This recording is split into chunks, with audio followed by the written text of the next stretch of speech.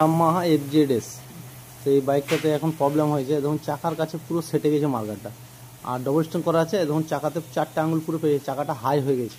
তো এটা কিসের জন্য হয়েছে? এই যে সাসপেন্সারটা আছে, সাসপেন্সারটা মনে হচ্ছে ভেঙে গিয়েছে বা ওখান থেকে ব্যান্ড হয়ে গেছে। তা আমি এটা খুলে নিই, চাকাগুলো খুলে নিয়ে দেখি কি হয়েছে। মনে হচ্ছে আমার সাসপেন্সারটাই ব্যান্ড হয়ে গেছে। তো চাকাটা খুলে দেখি, এই দেখুন পুরো ফেটে গেছে এটা। তো আমাকে সাসপেন্সারটা পুরো চেঞ্জ করতে হবে। তো আমি এখন সাসপেন্সার খুলে নেব, পিছনের সাসপেন্সারটা খুলে নিয়ে নতুন লাগিয়ে দেবো। তো এটা আমি এখন খুলছি, সাসপেন্সারটা এবার আমি খুলে নেব। পুরো ফেটে গেছে, নষ্ট হয়ে গেছে এটা পুরো একদম। এখানে হার্ডলিকের বুস্টটাও বার করে নিচ্ছি, এখানে হার্ডলিক বুস্টটা জাম আছে, নতুন লাগিয়ে দেবো। সাসপেন্সারটা খোলা হয়ে গেছে আমার এখন। এই বুস্টটাও জাম থাকে, বুস্টটা জাম থাকলে আওয়াজ করে। এখন এই যে সাসপেন্সার নতুন যেটা লাগাচ্ছি আমি, এই যে নতুন লাগিয়ে দিয়েছি, বিয়ারিং লেগে আছে, এই কলারটা ভরে নিচ্ছি গ্রিজ করে।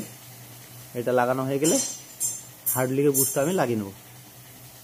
এখন এটা পুরাতনটা, এটা নতুনটা।